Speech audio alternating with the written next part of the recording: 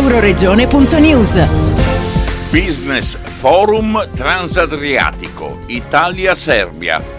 Allo scopo di rafforzare la partnership industriale con i Balcani per riavvicinarli all'Europa, c'era anche il presidente della regione Massimiliano Fedriga a Pordenone, il presidente di Confindustria Alto Adriatico Michelangelo Agrusti e il presidente serbo di Confindustria Patrizio Deitos, oltre al sindaco di Pordenone, uscente dato che si candiderà alle europee, Alessandro Ciriani, al presidente dell'ICE Matteo Zoppas e il padrone di casa, presidente di Pordenone Fiere, Renato Pugliatti. Per gli auspici di questo evento, questa è una piattaforma logistica importante, un punto di riferimento che si affaccia soprattutto, come è rappresentato anche da questo Business Forum, si affaccia sui Balcani.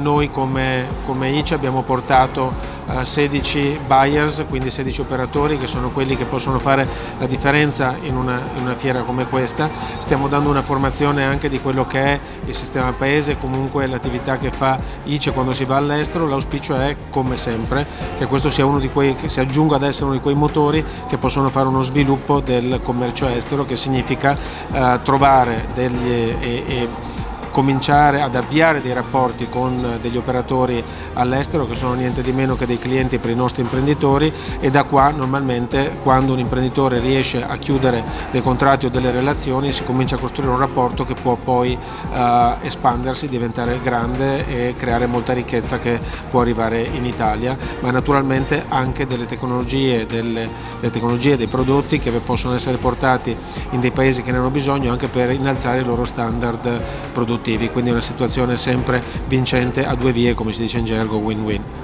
La fiera di Pordenone ha avuto uno sviluppo vertiginoso in questi anni. Non è solamente il luogo in cui si incontrano le aziende che provengono da tutta Europa, da tutto il mondo per fare business, ma è anche il luogo di riflessione e discussione per lo sviluppo economico della nostra area. In questo caso il target è la Serbia, un paese molto dinamico che ha una propensione fortissima agli investimenti esteri e all'export, cioè la stessa propensione della nostra area del nord-est.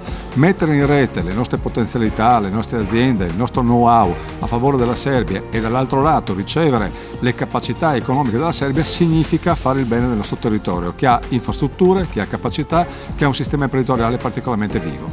All'interno della nostra fiera più importante è l'Expo, che racchiude la plastica, il metallo e anche l'industria 2.0, abbiamo questo importantissimo forum transadriatico Italia-Serbia. È un'occasione importante perché qui si parla di infrastrutture, si parla di investimenti delle aziende, si parla dei rapporti fra l'Italia e la Serbia.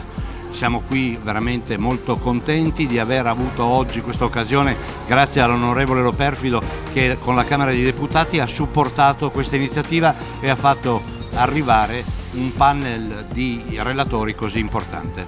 Da Pordenone per Euroregione News, Marco Mascioli.